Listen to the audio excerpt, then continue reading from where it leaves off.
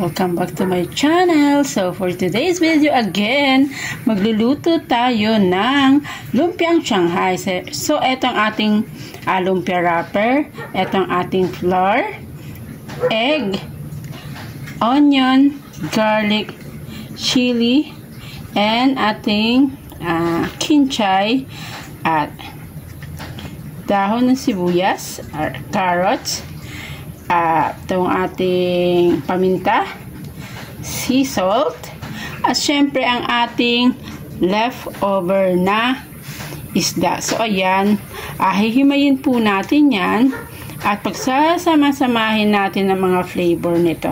So ayan ang ating recipe for today. So samahan nyo ako hanggang dulo, mga mare, mga momshi. Yan nga, nahiwa-hiwa na natin siya. Ayan ang ating kompleto ng ating sangkap. Syempre, nahimay na rin ang ating isda. So, may natira pa naman. So, 4 pieces lang yung nilagay ko. So, ayan, i-ready na natin at imimix na natin. Titimplahan na natin, mga mare. Stay tuned. Kinamay ko na kasi malinis naman yung kamay ko. At hinimay naman natin na ito ng maayos. Wala na siyang tinik. Yan. At lalagyan na natin siya ng ating mga sangkap. Natin ang ating flour, salt,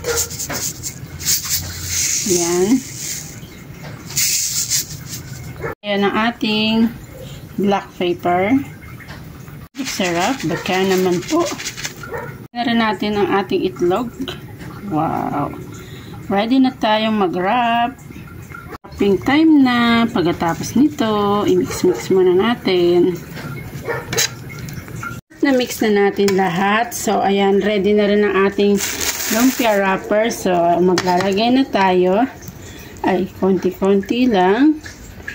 At para maluto yung loob. So, ganyan. Palalaparin pa natin yan. Ready na natin siyang balutin. Ayan, nakaisa na tayo. Ganyan lang po siya pagbalot. Ready na natin siyang iprito. Ayan. Takot baka pa mag-set. Ayan mga mare. Ayan, at nagprito na tayo. Ready na kumain yung driver ni boss. Ayan. Papatikim natin sa kanya ang ating fish Shanghai. So, at naluto na ang ating fish Shanghai.